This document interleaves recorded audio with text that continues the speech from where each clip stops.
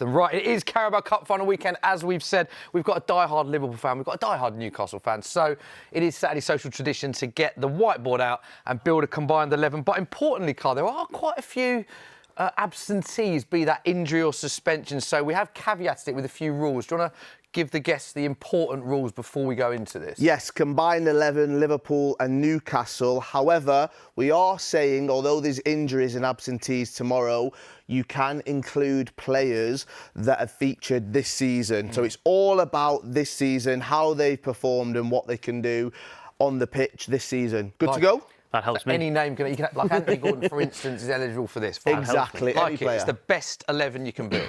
Let's start with goalkeepers, one of the most important positions, of course, on the pitch. And look at that, both of you, Matty, you look like you're gutted about that one.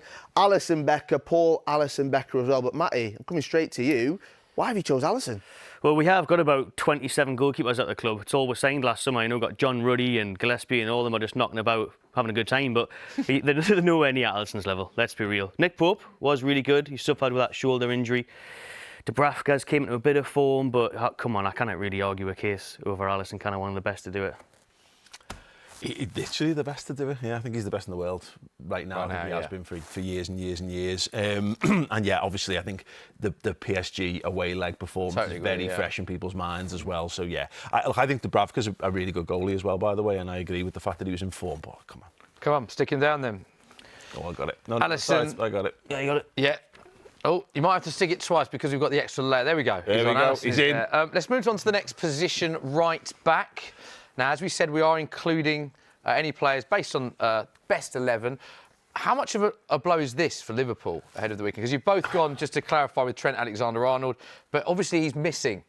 Yeah. And of course you've got Conor Bradley out as well. Yeah, so yeah. Is that a concern for Liverpool going into this? Yeah, and Joe Gomez out as well. So yeah, Liverpool down to the very, very bare bones at right back. Look, and I know there's a sort of like a nationwide witch hunt on Trent Alexander-Arnold at times, you know, this idea that he can't defend, which is overstated, massively overstated, but he's just brilliant. He's the best right back I've ever seen. And he was the most annoying thing in that PSG game.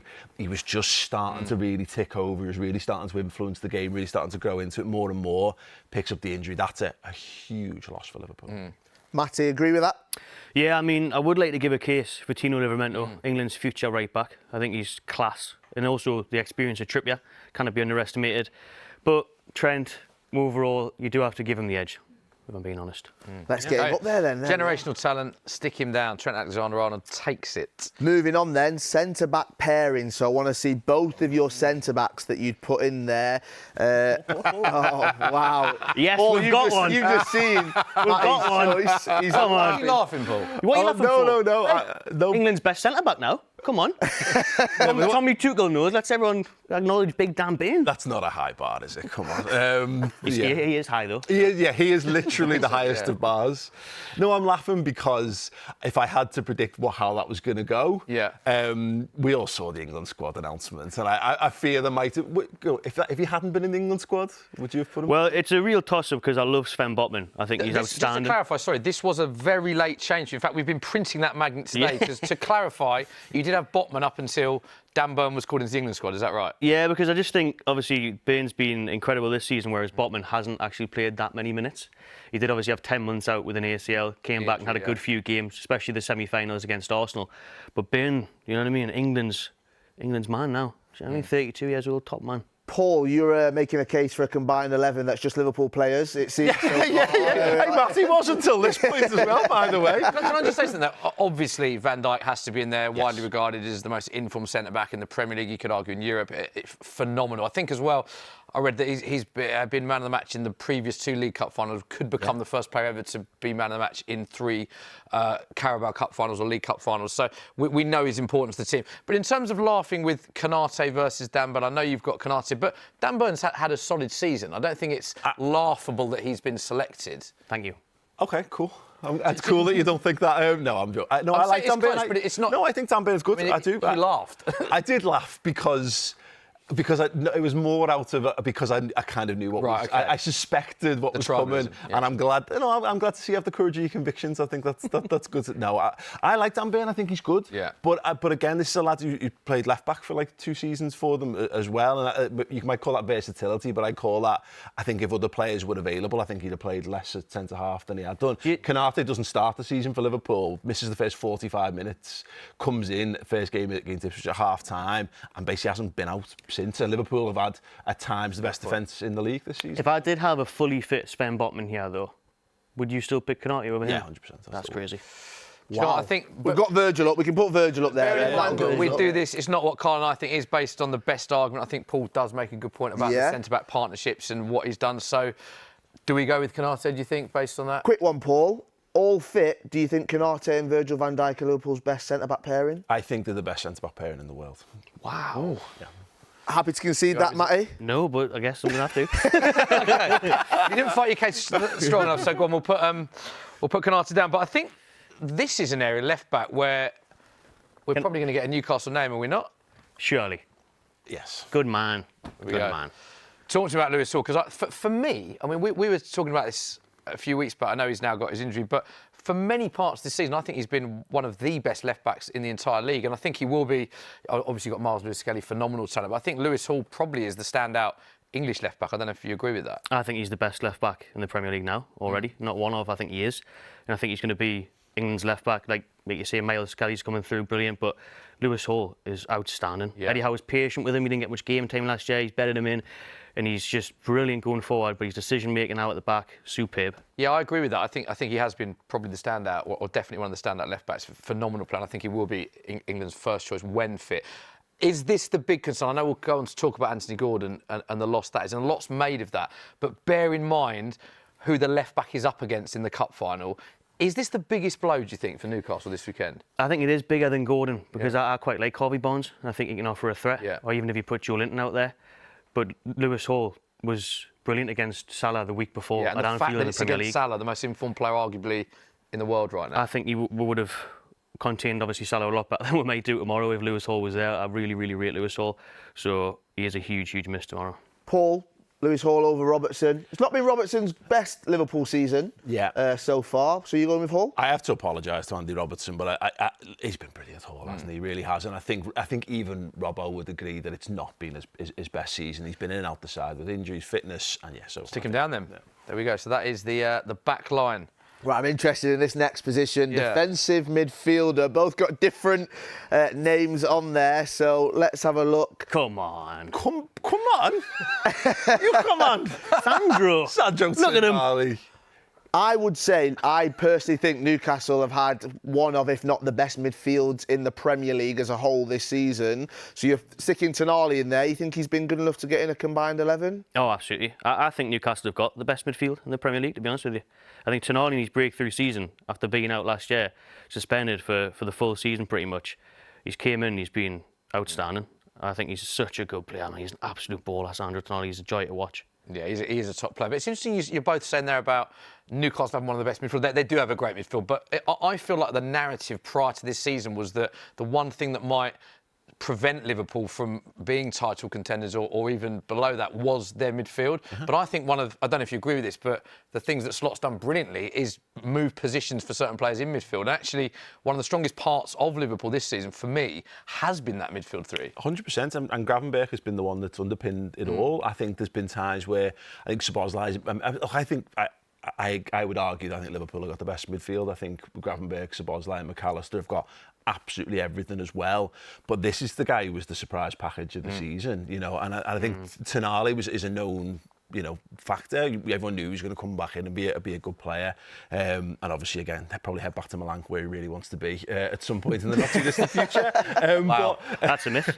But no, I think Gravenberch has been the Premier League midfielder of the season so far. How important is he to Liverpool this season? absolutely essential, 100%. And he creates a problem in that he's been so good. I don't really know what we do without him in some regards. Endo's not to that sort of level. Curtis Jones can do bits and pieces. McAllister can do bits and pieces there. But he is the perfect combination of almost every defensive midfielder, good defensive midfielder we've had over the years. You didn't even want him at the start of the season, man. Who? You wanted Zubi-Dooby-Doo, didn't you? You wanted Zubi-Mendy. Trying your best to get Zubi-Mendy, try and get that DM. That's Scooby-Doo's cousin. We'll just put Gravenberg in there, see what he can do. I don't think they're going to consider this. So it's up to our decision. It's tough because I actually love Tonali. I love watching him play. It's very easy on the eye.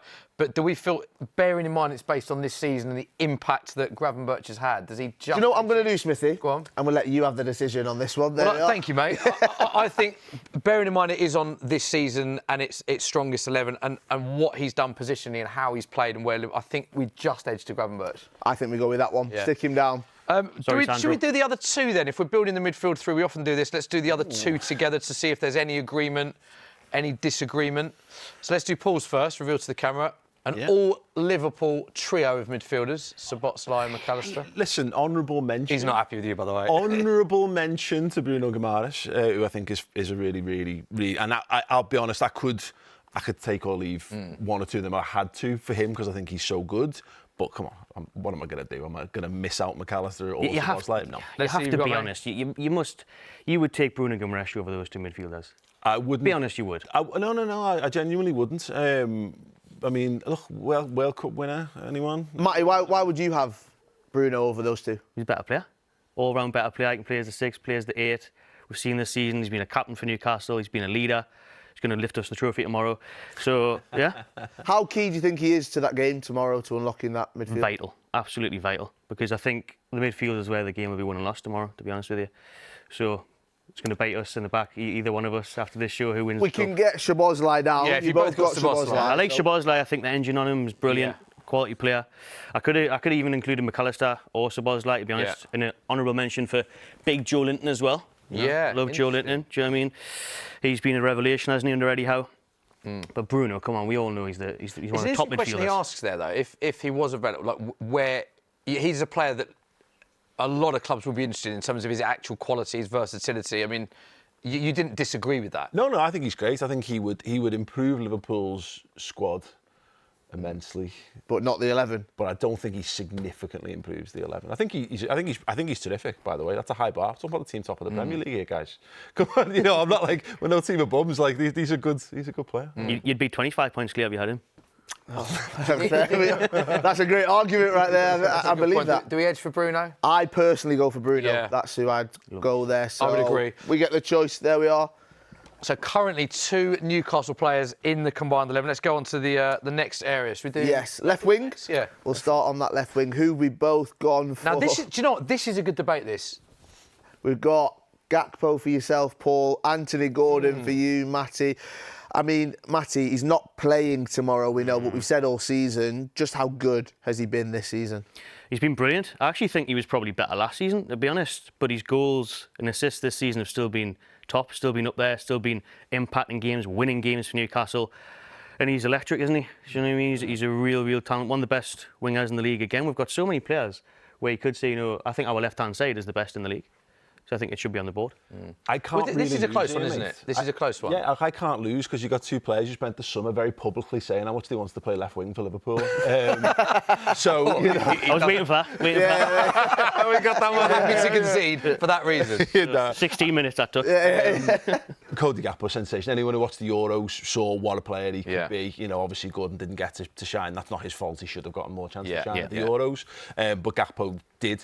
And then obviously establish himself in that Liverpool side, scoring goals for fun at times this season. He's complete. Do you know what? As well, 16 goals in all comps, which when we heard that, obviously loads of goals in the league. Have been brilliant in the League Cup for Liverpool. But obviously Anthony Gordon, mainstay for Newcastle. Should I give you this one, Carl, because you gave me the other one? Oh, this is difficult. I think they're both great, but in League Cups, you've seen what Cody Gakpo's done so far. I've got to say, I love Anthony Gordon. I think he's been amazing, but last season I think he was better than this season, whereas Cody Gakpo, I think he has been. I'm going to get it in the comments for that. I know. Do you know what? I know we talked about the goals and everything, but I might have edged Gordon just because of the sort of big game factor and everything. I might have edged Gordon, but Carl's got the final say. We're going Gakpo. It's a close one, that. There's a reason why they want to sign Gordon, maybe, as well? Oh. There's a reason why they didn't. You should have said that 2 minutes ago. That's a great argument, yeah. Let us know what you think of that one. That's a good one. Let us know. Get in the comments what you think of that one. Next up, let's go. Should we go striker next? This is easy. It is easy, yeah. Yeah. Liverpool, just centre forwards, haven't scored goals this season, and there's a very, very strong case to be made that if you plugged Alex Isak into Liverpool's team, Liverpool's attack, they'd be unstoppable. That would be the best attack in the world. Feels like a lot of these players from Newcastle have been linked or are being talked about at Liverpool. Does that just show, as a Liverpool fan, how good Newcastle have become with the players they've got? Yeah, 100%. Look, again, Newcastle United, massive football club. They play a great style of football. Eddie Howe's a good manager. And again, the fans, the fan base, the support that you get there. Plenty of teams in the Premier League who are supposed to be bigger, who don't have that level of support on a weekly basis. So yeah, perfect place to go and shine. And Isak, look, there's a couple of doubts on him coming into the Premier League. I think they've been blown away. Maybe a little one or two about his injury record, but other than that, he is the in-demand centre forward in the Premier League. Matty, the floor is yours. Newcastle fan, talk to me about Alexander Isak. Is he the most complete striker in the league, do you think, for you?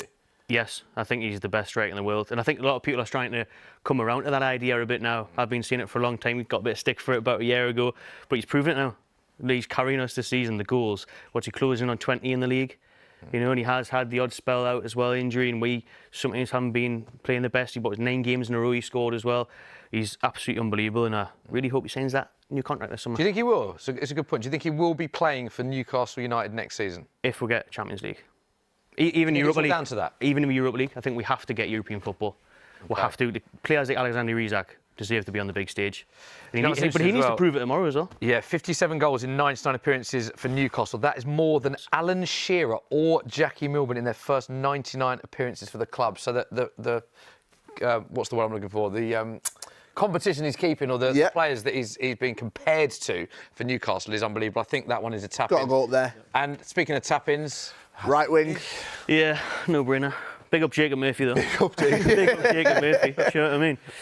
Mo Salah, how scared are you about him tomorrow in that League Cup final? Well, now that Lewis Hall's out, we're a little bit more scared. But, we'll back Tino or Trips, whoever comes in at left-back, to try and maintain him. Hopefully he's still crying from Tuesday night. So he's still a bit upset, a bit emotional. And we're going to keep him on the wraps, I think. He's unreal, isn't he? I mean, this time last year, the injury problems, came back from AFCON, wasn't the same player. And I'll be honest, we were having conversations and we starting to see Salah tailing off. And Salah just went away in the summer, burst out laughing, got himself fit and strong and came back. And he thrives under adversity. And I think he's had a difficult week or two as well, probably his most difficult week or so of the season. Obviously still adding to his goal and assist tally along the way. But I think he'll have a point to prove. I think the fact that the Champions League is out, he wants to lift the trophy. Yeah, so you can have 54 goal involvements in all competitions this season. I'll say that again, 54, and we're only in March. So there we go, Kyle. Wow, what do you make of that? Let us know what you think of our combined 11 at home.